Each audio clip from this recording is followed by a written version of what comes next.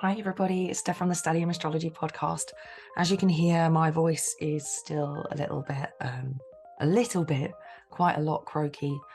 I have had COVID recently, and I didn't feel great, but I didn't feel terrible. So one of the biggest issues for me has been losing my voice, which is not great if you're a podcaster. So I'm really sorry if this is hard to listen to.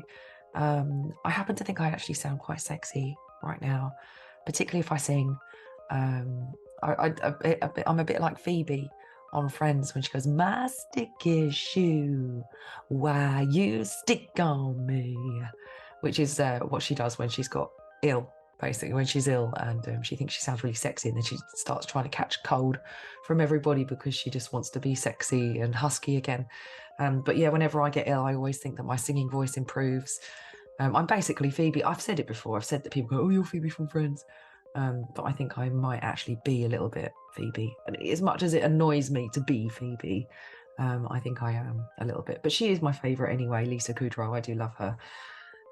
Not just in Friends, in pretty much everything, because she's funny. I think, more naturally funny than the rest of them. She's got a real comedy timing. But anyway, this is not a show about Phoebe from Friends. Hopefully my voice will warm up as I talk through this episode. I just really wanted to cover, I just wanted to talk about the upcoming eclipses. It's eclipse season. As the eclipses start to line up, I believe that they're kind of in. I don't know if it's now or if it's in a few days. They're within their orb. They're starting to come together. But I've got my little book. I've got I don't know if you guys have got one. It's really not looking so fabulous anymore because my little boy has absolutely chewed it and done all sorts with it. But this is my Honeycomb Collective Diary. I don't know if you can see, but you literally can have your own birth chart created. It's like a personalized astrology book that's got literally your own chart in it. I've got 2 solar returns in there. I've got every full moon and new moon of 2022. This is such a great book to have. I can't remember how much it cost, but I think last year I did a prize draw for people to win a Honeycomb Collective Diary. And I gifted a couple to people as well, a couple of my patrons, just because these books are so fantastic and they're really handy, even if you don't look at them all the time. I used to scribble in it all the time to plan my my moon videos, but because I've taken a break from that for a little while, I haven't actually sort of really visited the book much. But this is my go-to, and you can have it for your local time zone and that sort of thing. So basically this Honeycomb Collective Diary is really fantastic. I'd recommend, if you haven't got one or seen one, it's so worth the investment. It really is. I'll have to put a link so you can check it out. I'm not doing a prize draw for a Honeycomb Collective Diary. I'm going to be doing a Magic of Eye astrological planner to give away to one lucky YouTube subscriber. So if you're not already subscribed to my YouTube channel, make sure you go over there, hit the subscribe button, hit the bell so you receive notifications of when I upload a video. And if you happen to have a private channel, or you're not sure if you've got a private channel, just screenshot the fact that you've subscribed and email it over to me, stephanie@stelliumastrology.com. And that way, if I can't see you in my list, I can see that you subscribed to me on the actual, from the screenshot. And you'll stay in the draw. You'll stay in the draw for ever and ever and ever. So as long as I do prize draws for my YouTube subscribers, you'll be in for a chance to win a prize. So anyway, I sound a little bit like I've been smoking 50 cigarettes a day. But I wanted to look at this upcoming eclipse season. I'm not going to go into super deep analysis, although it might actually happen because you know what I'm like. And also eclipse season happens to be in the Taurus and Scorpio axis. So yeah, I've created some, I've got the charts ready to go as well. Where are we? Share. And let's have a look here. There we go. So you should be able to see my screen now. You should be able to see that I have got my astrology software up. Now we have a bundle of planets, a bunch of planets, a stellium, if you will, of planets in the 11th house. Though actually, yes, you can still consider that a stellium. Sometimes if it was like Sun, Venus and Mercury all in one sign, then you wouldn't really consider that a stellium, purely because, or some don't anyway, they are always very close together, usually. It's not always the case because, well, Venus can't be more than, I can't remember how many degrees away from the sun. I think Mercury can't be more than 28 degrees away from the sun. And I think maybe Venus, I can't remember what it is, like 40 something, I think. I can't really remember exactly. But essentially, when the moon gets involved, which only happens once a month, and it's much more remarkable when the moon's involved, then yes, we would call it a stellium. Though there we go, we've got Mercury is actually out of sign anyway in Libra, but we still have Sun, Moon, and Venus. So it's a bit more remarkable. It's definitely more of a heavy emphasis. But as far as transiting planets go, we do get pile-ups quite a lot. So it's not so amazing. It's always more interesting if you've got like a social or a transpersonal planet involved. But that's not what we're talking about today. What we're looking at is, what I really want to talk about is to look at both, the partial solar eclipse, which is happening on the 25th of October 2022, and British, according to, I say British summertime, are we still in BST at that point? Either way, I think it would be universal time +1. It's 11:49, so basically noon, and that's according to London in the UK. So obviously it'll vary depending on where you are in the world, but let's just look at the actual chart of that, and also to look at the total lunar eclipse, which is happening at 11:02 universal time. So I'm guessing that it automatically calculates the British summertime and universal time. So yeah, essentially this is happening at just past 11 on the 8th of November 2022, and that's according to London. So I wouldn't bother really getting too hung up on looking at ascendants and the MCIC axis when it comes to looking at charts like this, just because location varies. It'd be more, it's poignant in certain respects, but for the case of this conversation, it's not worth looking at the midheavens and stuff like that. I could possibly take them out. Let's see if I can, just for the sake of this conversation. Displayed MC ascendant IC, and let's come out and see how we go. There we go, I've removed it, so there we go, we don't have to think about it. So as we can see, we've got the sun and moon in conjunction in Scorpio. Venus actually very, very tight as well. You would say that actually any planet that's that close to the sun is considered to be combust. I think any planet that's within 15 degrees of orb of the sun is combust. So anything that's, according to traditional astrology, that is, those planets are either in the process of being reborn, but they're not as strong as they can be. They're weak. They're weakened. It's almost as though if you think about anything getting closer to the sun when you're out sunbathing and you look up, it's harder to see them because the sun is so bright. I kind of think it like that the sun's light is so strong it drowns out the beauty of anything around it, essentially. So maybe Venus is a little bit upstaged here. But yeah, so the sun and the moon and Venus are all at 2 degrees. The sun and the moon are at 2 degrees exactly of Scorpio, and Venus is at 2 degrees and 39 minutes of Scorpio. Mercury is at 22 Libra, 22:39 Libra, and the south node is at 13 degrees and 46 minutes of Scorpio. So this is interesting because having the sun, moon, and Venus together, it's quite feminine feeling. It's quite a like goddess. There's quite strong goddess feelings to this, goddess vibes. Actually, Venus rules Taurus, so she's ruling the sign that she's the opposite sign that she's in. So she's dispositing what we would call Uranus and the North Node. She's also the dispositor of Mercury because she rules Libra. So she's kind of in charge of Mercury. She's in charge of Uranus and the North Node. What else I think is quite interesting is that Mars is in Gemini and is at 25 degrees and is trying to, it looks as though it's trying to pretty much everything apart from the South Node. So we've got Mars speaking to Mercury, Sun and Moon and Venus. And actually Mars is the traditional ruler of Scorpio. So Mars is in charge of the Sun, the Moon and Venus. So maybe he's got a bit more of a stronger, a bigger say over things that are going on, because Venus is in his sign and she's in charge of all the Venus stuff. But Mars is actually in charge of Venus. So he's kind of got his influence over her as well.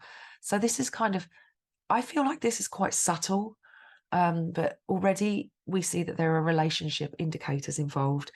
And this could be an indicator of conversations or situations that are feeling like they're unchangeable, like they're a bit stuck in the mud, because anything in the fixed areas of the chart are going to feel a little bit stagnant and a little bit stuck in the mud. But the thing about Scorpio is the ability to, I mean, I think sometimes transformation is about adaptation. And so when people say, oh, Scorpio keywords, transformation, or Pluto keywords, transformation, I think it's when you find yourself in a situation where your hand is kind of, you literally have to just play the hand you're dealt. And instead of wallowing, you adapt to the best kind of attitude. You kind of understand. It's like survival. Evolution is a survival mechanism. So we think about, you know, animals that have evolved to live in their environments and to survive in their environments, even some of the harshest. Like there's The Secret Life of Plants. I love watching, love it.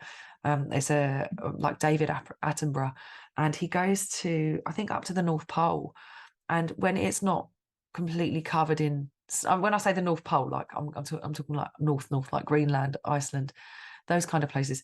But the foliage, when it's not covered in snow, is quite gorgeous, but it's very resilient, because over the years it's learned that it needs to be tough in order to survive the really harsh extreme conditions.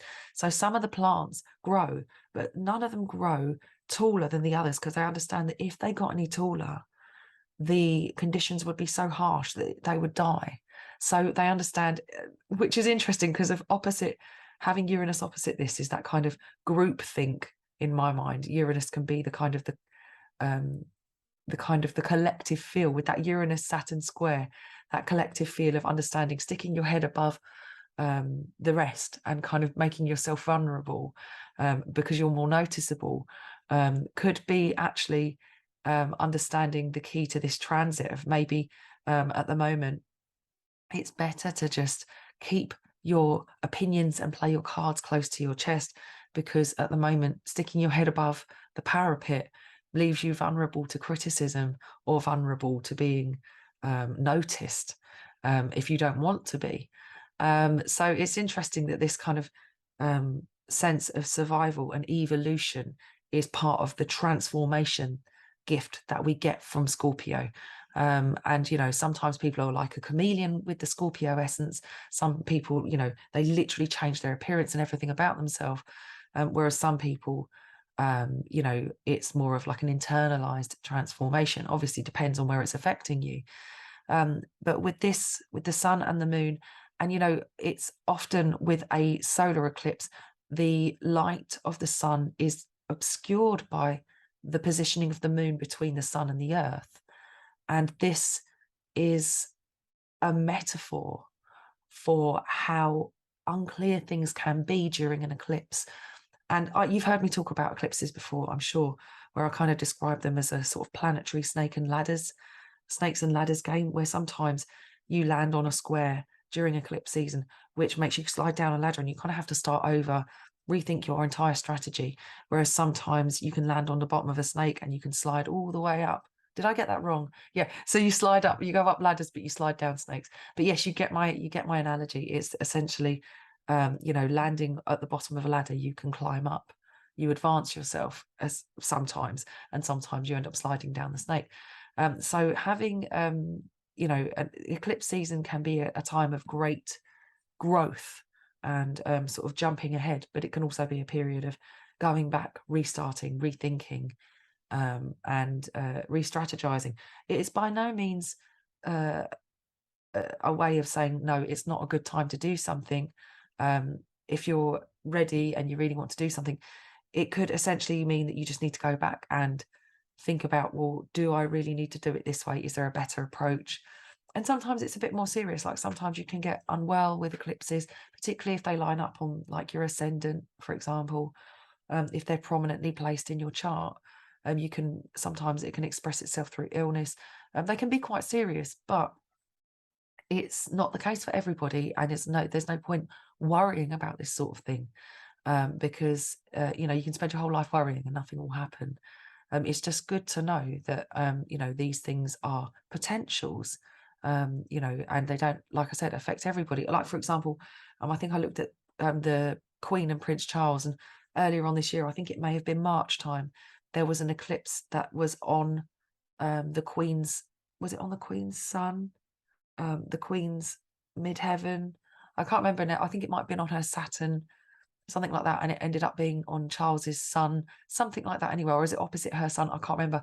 But it really highlighted their charts, and then as you can see how it unfolded, it's like a kind of, it's almost like those pivotal points that I talk about where you have to visit things on a map, and it doesn't matter how you get there, you have to visit them.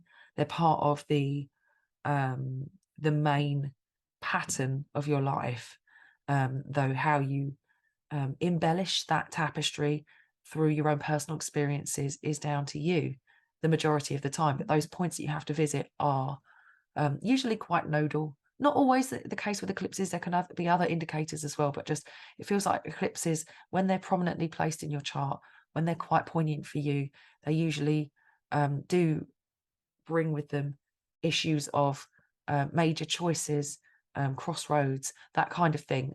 So the other thing that's interesting about this is that it's with the South Node too.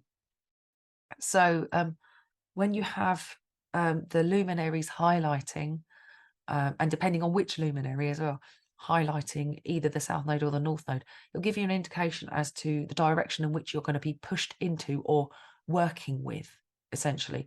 So with the South Node being highlighted, it may well be that we are looking at issues surrounding what feels safe to us, because the South Node is all about taking the safe bet, the safety date, the person who feels familiar, the situation that feels comfortable. And, you know, the people that we meet, they may not always be best. It could be the person that, for their own personal reasons, decides that they don't want you to go off to uni or to study that yoga teacher training course, because they can see that you developing yourself takes you further away from them. So it could be that it represents situations where, you know, for example, with Venus and the luminaries involved, you may be sowing the seeds at the moment for a big idea that involves doing something that you really love and ultimately, eventually could be quite profitable for you. But you have people saying, but there's no real money in that. It would take a long time for you to do that. When really what they're saying is, but you could be successful and I don't want to lose you.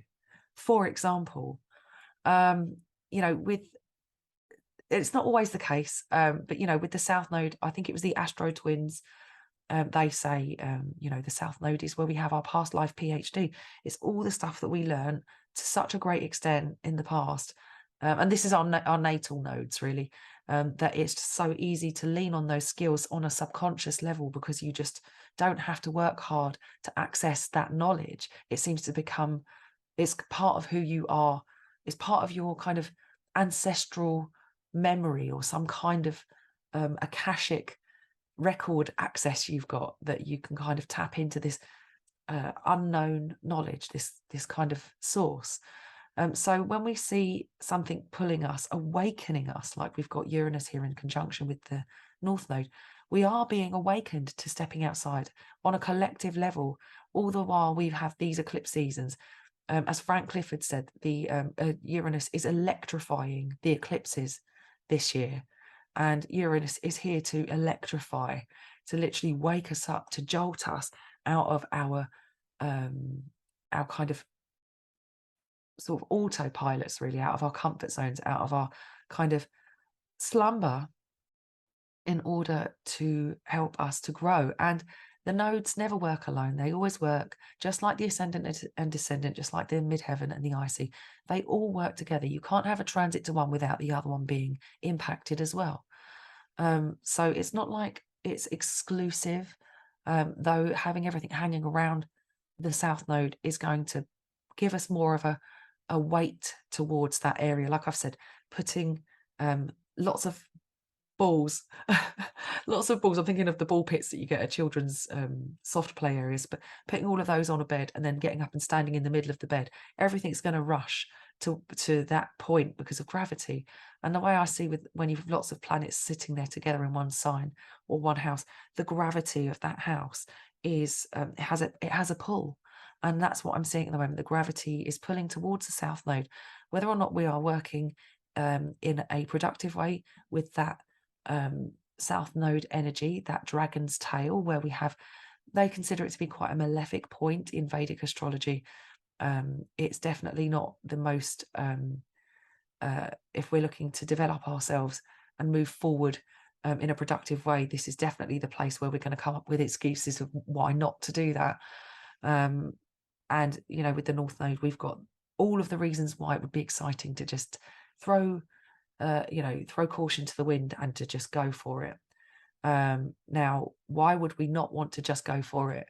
Well, we've got a lot of fixed energy at the moment. Like I said, we've got that stuff in Scorpio, we've got that stuff in Taurus, and we've got Saturn in Aquarius as well. So we have a lot of fixed energy. We do have Mars in mutable Gemini, which means we are looking for options and alternatives. We are probably being presented with 2 ways to do something right now, if not more. And we are thinking, how can I go about this in the best possible way? How can I not be so hasty, as Mars in Gemini is relatively fast moving, but not necessarily the most direct. There's definitely spreading itself a bit thin because it's managing multiple projects. So how can I go about this potentially life-changing, and if not life-changing, but definitely personal growth process? How can I go through this process in a way that is most effective and least detrimental? Because ultimately, you could be finding yourself in a position where you might have to take a slight drop in money for a new job. The new job is exciting, but you understand that things are tough right now financially. But actually, you know, you've been in this job for a long time, you're ready for something new, but you're not entirely sure that you can trust the consistency or the stability of this new position. All the keywords that you'd have with fixed signs. Mars in Gemini is saying, but you'll make it work. You could do this, you could do that, you could do this, multiple things to manage, but you know you can do it. And then, you know, Saturn in Aquarius, who is the dispositor. So Uranus is the dispositor of Saturn in Aquarius, but Saturn is also the traditional ruler of Aquarius. So also Uranus and Saturn are in an interesting relationship with one another right now. And they've had a lot of contact over the past few years, all while we've been dealing with the new normal and then trying to reintegrate with this new way of living, and, you know, LFTs becoming a regular thing, and face mask wearing, and all these new attitudes and new ways of being. So these 2 planets have been kind of intrinsic during that process, but they're still doing some work with each other. They're still working together. But ultimately, with all this fixed stuff, there is a sense of feeling stuck, but there seems to be options here. There's a way out. There's a way of doing something differently. And actually, it could even be fun with Mars in Gemini, because Gemini enjoys having fun. Mars is definitely youthful and exuberant in its approach to life.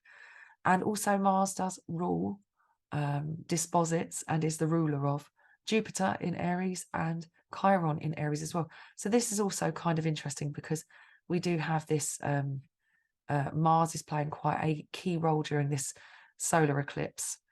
So it definitely seems like there's an opportunity. It may not be the time to act, but it's definitely the time to think about what we want to do.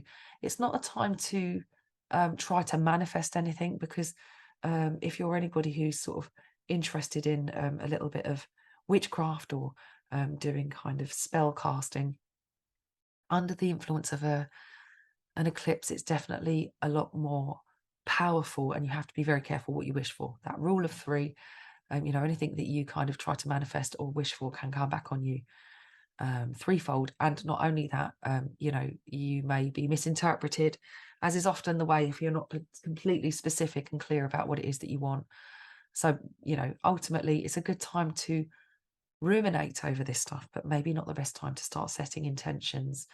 But with Mercury here as well, I would say that this is a very good time for you to think about things in a balanced way, to weigh up the pros and the cons in a very logical way, in a way that helps you to understand exactly what it is that essentially you want, and to be very measured in your approach and your expectations. And to just have a quick look at the second chart I've got here for the total lunar eclipse. Let's look at them together very quickly. So all the planets move along. So Mercury will be in Scorpio at 15 degrees, and then the sun will be at 16 exactly of Scorpio, with the moon opposite at 16 exactly in Taurus when we have the total lunar eclipse. And this is almost exactly, well, it is actually at that point, it's going to be within a 1 degree of orb of Uranus. It's, would we call this partile? Pretty much. It's at the same degree now. Uranus is at 1656, and the moon's at 16 degrees exactly. And then the south node's at 13. Sorry, the north node's at 13. And then up here we have Mercury at 1552, the sun at 16 degrees, and then Venus is at 20 degrees. So really tight bundle up there again. And sitting in that full moon seesaw position, the moon is now highlighting the north node. So it's interesting because when you've got the sun up there with the south node, it's highlighting areas where we are potentially sabotaging ourselves, where we need to work on areas where we either are being held back or holding ourselves or others back. Whereas with the moon in conjunction with the north node, there's a sense of reflecting on where we want to be. It could be that sometimes looking at the past and where things worked and where they didn't is a good indicator for how we should approach our steps forward, our next steps forward. So there's a lot of, I'd say this is quite a good time to do some personal reflection during eclipse season. It might be that we don't have time to do personal reflection because we're so rushed off our feet with the stress of everything that's going on.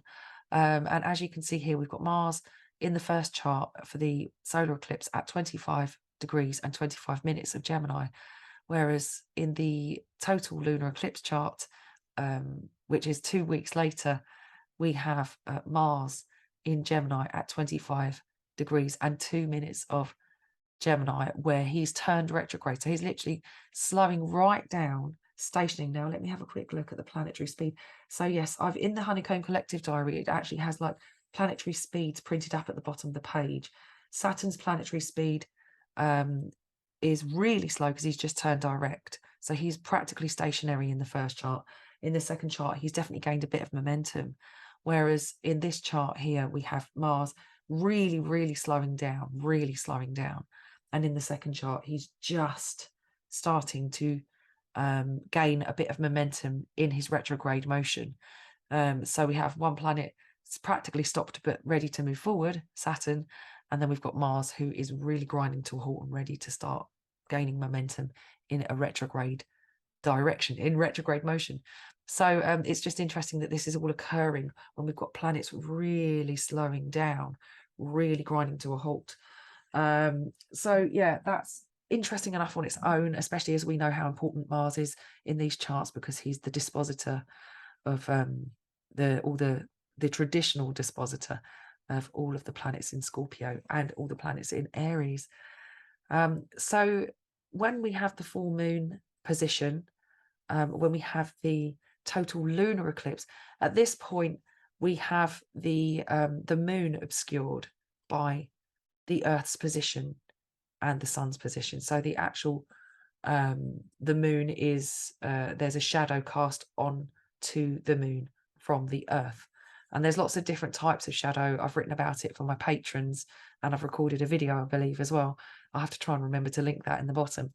But ultimately, the full moon position during an eclipse is definitely a time where we are not necessarily, maybe our intuition isn't completely clear to us. We aren't totally and the thing is as well, these are kind of, like I said, pivotal moments throughout the year, and we have 2 eclipse seasons every year. One in, when we look at this, so we've got we know that they're going to be sort of like October, November time, because one of the nodes is October, November placement. And we've got one here, which I think is sort of like April, May time, because we know that Taurus season is, I think, April to May. I hope I've got that right. And we have Scorpio season, which is sort of October time, sort of October, November time. So this is a key. So you'd know any time. So even when we've got like the nodes in Cancer, Capricorn, that's December and July usually. And you know, Leo, Aquarius, it's going to generally be like August and February, roughly. So you've got a rough idea of when the eclipse seasons are going to fall. And then when the sun and the moon line up with that, then you get an idea of feeling where we have to focus our energy during these periods. And, you know, one of the things that I didn't touch on, but there still is a lot of fixity. One of the things I didn't touch on is issues of ownership and possession when it comes to Taurus and Scorpio, like that possessiveness. And also, you know, I think in one of my courses, possibly what I talked about for the houses is the building and destruction aspect. So there is a sense with all of the nodal kind of journeys, when you've got to start over, there can be a sense of doing things again. But when it comes to Scorpio and Taurus, it can literally be about rebuilding. It can be about, you know, starting from scratch again, because sometimes Scorpio can just literally decide that's it and completely throw the baby out with the bathwater. And that way you have to start over, start fresh, reinvent yourself, and, you know, potentially things that you've built, things that you've decided that you wanted to do, you're either going to be advanced along that route and the changes that you need to make are going to benefit that, or it could be that you decide to start completely from the beginning again, or completely brand new project, new area, that kind of thing. It could be relationships. It could be, you know, with the sun and the moon and with the nodes. Nodes are the point where the sun and moon's path crosses over. The hypothetical points, the ecliptic in space, and then obviously where the moon's orbit crosses the ecliptic. This is where the nodes are calculated. And this essentially is where we have our eclipse points, because that's how it's possible for the light of the moon and the sun to be obscured. And as the sun and the moon, the luminaries, are relationship points. Every new moon and full moon has that essence about them. But when it comes to eclipse season, these nodal points also describe our relationships. I do remember back in 2020 during eclipse season, I'd only been friends with somebody for a short while, but very quickly after our friendship developed, it fizzled very quickly. And I spent a lot of my time trying to figure out what was going on. I'm not too ashamed to admit I got ghosted by somebody, and I just didn't understand what was going on. But it was quite painful. It was quite a horrible experience, because it was somebody that I felt we had a very strong connection.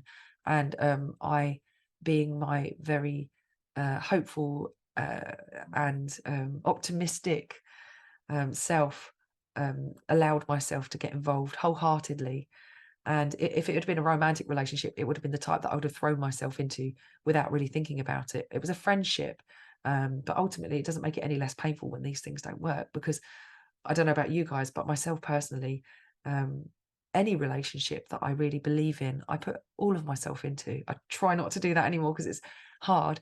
when these things don't always work out. But, you know, I do put 100% of myself into these things. And I genuinely do feel that I'm somebody who's very genuine myself. And I like to, you know, my friends, being somebody with an Aquarius stellium, my friends are just as important to me. They put that sense of community and that sense of belonging you can get from friendship is just as valuable to me as family. So yeah, it can be quite difficult when the relationships don't always work out, whether it's romantic or platonic. But with this kind of eclipse vibe, this eclipse season, we definitely are having perhaps to look at our relationships, to look at our personal attitude and how we value ourselves, what we value in other people, whether or not we are being fair, whether or not we are in a situation that's fair, and what we can do about that, whether it's change our attitude, continue doing what we're doing, and committing to our position in that very Taurian way, in that very Scorpio way of, I'm not budging. I'm sorry, but I'm not budging. Just as an example, I know somebody who's having a dispute with their neighbours. So we might see that as Mars in Gemini with that kind of neighbourly community feel. And it's been tried by Saturn. They've had to involve mediation process in order to tick the right boxes, because land ownership is being questioned, the rights to land. And ultimately, this is a process which could end up being quite long and drawn out, because one party believes they have legal right to land, but have no proof of it. And the other party has proof that they legally own the land. But the other person wants to stake long-term claims over it. So it's interesting that, you know, this is a process that's been going on for a few decades. It's only just now that the legal teams have been involved. Currently, we have a mediation process, which you could see mediation being Venus, but also, you know, Mercury in Venus ruled Libra. So this is definitely like a kind of mediator. And this to be in a grand trine here with Saturn and Mars. There's this dispute, neighbourly dispute requiring mediation, and it needs to be dealt with down the correct routes, doing things by the book of the law, because if it has to go further, this ultimately, they need to tick all the boxes for this to be settled legally. So it's an interesting one to look at. But, you know, it's about, you know, is it worth the fight? Is it worth it, really? And ultimately, how much could it cost? Because, you know, you would be worrying about the amount. And are you being unnecessarily stubborn about it? Or are they being unnecessarily stubborn? Would it be easier if one of you were to just let go and forget about it? I know that when it comes to land ownership, land is expensive, and you know, this is about costings of properties and resales and all sorts of things. So it's very much you know, a very, very involved and difficult process. And there's no way I could honestly advise on I can advise on the way I think it looks like it would go, but I couldn't advise on what they should do, because the process, ultimately the decision making around that, is down to each individual party. But yes, so now if we look at the just look at the total lunar eclipse chart, it's definitely a lot more, as you can see, the red lines usually are indicating the harder aspects. So having all of this basically making a T-square here. What's interesting is that Mars is now making a harmonious aspect to Saturn here, alone, and not any of the planets sitting up there in Scorpio. They've moved out of that orb now, where they were actually in a positive communication with Mars. So I guess it feels a little bit more hostile now, doesn't it? It definitely feels a bit more difficult. It definitely feels a little bit more stuck in the mud. And it feels like this mediation process, or we could call that the mediator. It definitely feels as though there does need to be some sense of, I mean, this is the inevitable outcome. when you've got a T-square, any planets that are in opposition, wherever it's being apexed is where the energy is going to explode from, like a volcano erupting. So yeah, it definitely seems to me as though we have got, you know, to take a practical approach to any of the issues that arise. And this total lunar eclipse, it may well be that we have to deal with not only our relationship with ourselves, our own personal values, and whether or not something seems fair, but it may be that we have to, in order to settle this situation within ourselves, is take a more practical route, to take a route where we are able to maybe receive a sense of impartiality, you know, to look at something in a objective way, rather than, you know, becoming emotionally entangled. I think it's very hard for Scorpio to be objective. I don't think it's as hard for Taurus to be objective, but I think that there's definitely a sense of, you know, sensitivity about all of this stuff in Scorpio. And I think that at this period, though it's harder to tune into what feels right, and actually we have to go through processes that would normally we would avoid if we could, because the nodes force us into these areas. We may be stepping outside of our comfort zone for good reasons or for bad.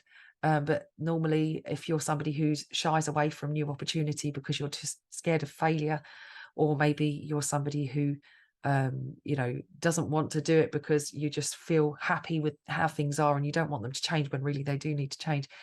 This is a situation where we're going to be forced into dealing with things that definitely take us outside of what feels comfortable to us, in order to resolve issues, in order to really make peace with certain areas of our life, or to advance us in some way. We're either stepping on that ladder or stepping on that snake at the moment. Mars is in good communication with Saturn, though, so it still feels like a positive, and that is the release aspect as well. Mars is the release aspect of this T-square, this really energized, power-packed T-square. Look at that amount of tension between the Moon, Uranus, and the North Node, and then we've got the South Node, Mercury, and the Sun and Venus, all really pulling against each other. And yeah, apexing at Saturn in Aquarius, which Saturn in Aquarius he's been there for ages now, hasn't he? And he's moving out soon. But what's difficult about Saturn in Aquarius is the second he moved in, we had social distancing and, you know, social bubbles and kind of understanding, you know, our responsibility to our community and to our fellow man, and the expectations placed upon us in order to fulfill those responsibilities and make us accountable in some way or another. So this, I guess, is about accountability. And this Mars in Gemini here is about, you know, understanding the alternative options, perspectives. I would say anytime Mars is the release aspect from a T-square, exercise is going to help you to deal with any of that pent-up frustration that you may be experiencing, or that feeling of being trapped. I definitely feel like having Mars. And, you know, Mars in Gemini is really good at researching, not necessarily good at laser point focus. Mercury in Scorpio is, but actually Mars in Gemini is really good at collecting information from lots of different sources. So it could be that maybe your route, rather than exercising, is doing a lot of research, pulling a lot of ideas together. And then maybe that Mercury in Scorpio is going to help you to zone in, to focus, laser focus on the area that you need to work on. You know, and like myself with the Gemini ascendant, and this could be about myself, personal work, and where I want to be headed in the world, and where I want to, how I want to interact with the world around me, going forward. But it's definitely very focal on myself personally. Whereas if you're somebody who's got Sagittarius rising, then, you know, potentially this is, you know, relationships and other people could provide that perspective for you, could help you Mars is going to be square, or Mars is square Jupiter and Neptune, who are moving back together again for another little shindig. I don't think Jupiter goes too far back, actually. I don't know where my Fenris is right now. Where is it? Oh, it's nowhere nearby. But let's have a quick look and see if I've got some numbers here. But yes, Jupiter, I don't think goes too far back into Pisces. It does go direct, and I don't think he's going to be exactly making conjunction with Neptune, but he's close enough. And we talked about that being, you know, realizing your dreams and that kind of thing. So yes, Jupiter goes back to, he stations at 28, so he doesn't go too far back. He doesn't go far back enough to make a tight conjunction with Neptune. However, he does have another dance with Neptune in Pisces. So and they both are the traditional and modern rulers of Pisces as well. So that's interesting that we've got this coming together at the moment, because Jupiter was actually in Aries during the initial eclipse. So there's going to be definitely a different feel as well, you know, in that sense. Maybe the future, maybe things are currently our idea about where we want to be, and forming our picture of where we want to be is not so clear. You know, Jupiter is retrograde, so at the time any planet's retrograde, we are thinking and processing and putting things together, and by the time that planet goes direct, we are able to see things in a much clearer way, is my understanding of it. And when he's dipped back into Pisces, there is a sense of allowing yourself to dream a bit more about things, and maybe at this point dream work is going to be key. Vivid dreams, answers coming to you in dreams, because maybe your feeling mechanism isn't switched on with that, you know, with the lunar eclipse, but perhaps the subconscious archetypal realms, where we are tuning into a collective storytelling, is actually going to help us to recognize what's right for us at this point. There's also the tendency of leaning on, and this is kind of not such a great expression, but leaning on the assumption that we're powerless to make changes, because we've got those planets in Scorpio, and then when they're trine Jupiter and Uranus, it's very easy in Pisces to say, I can't do anything.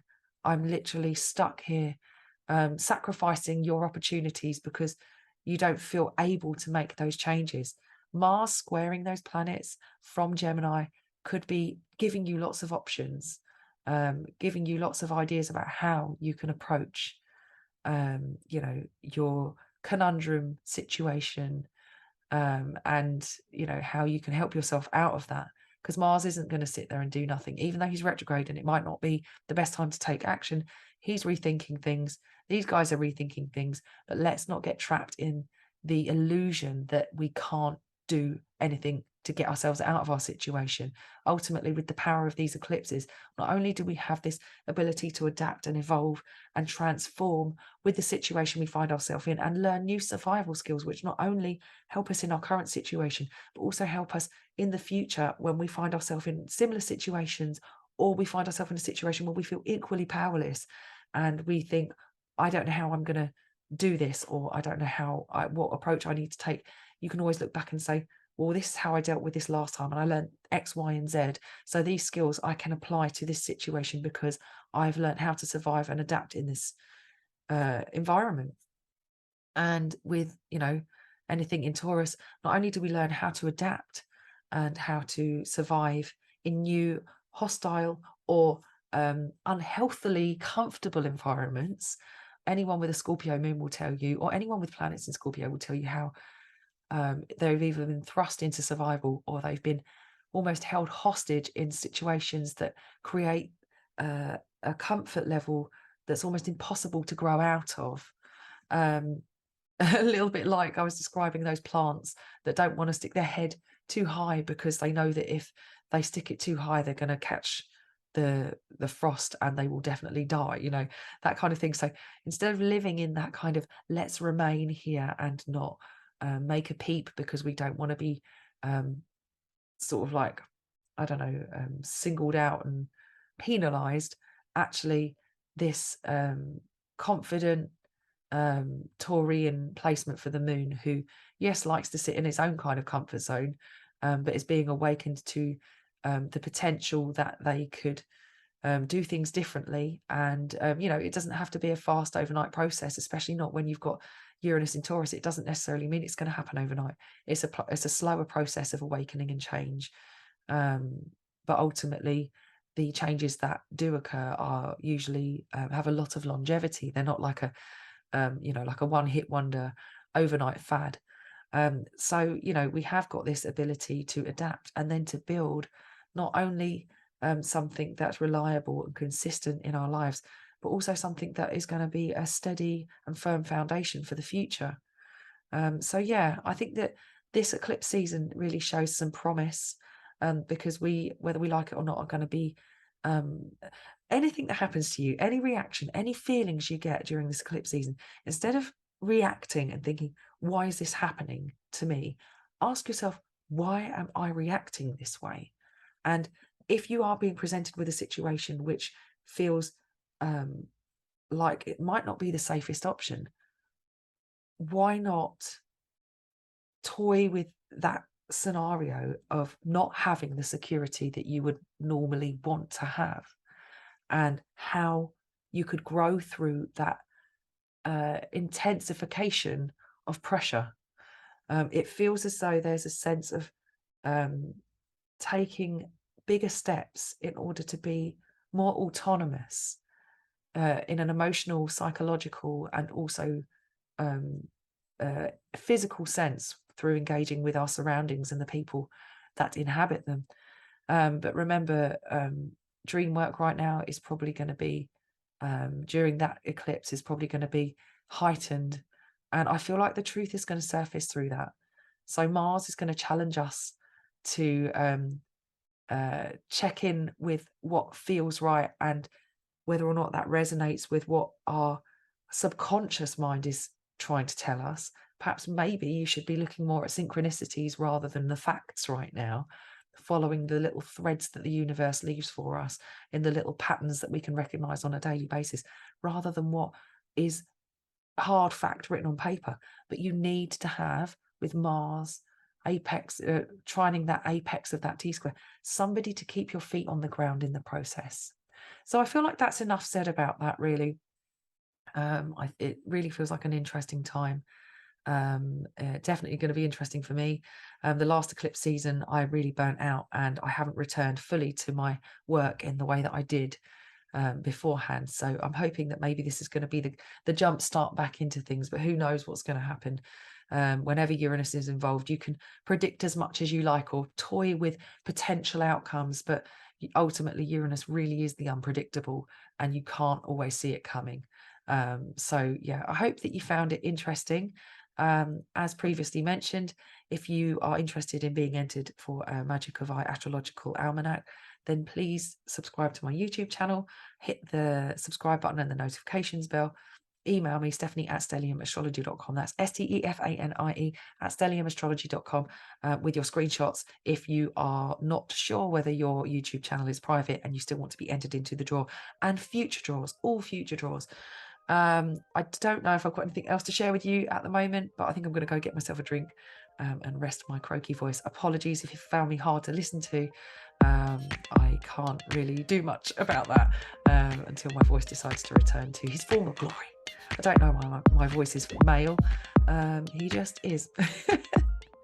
Anyway, guys, take care. And yeah, thanks a lot. I'll speak to you next time. Bye.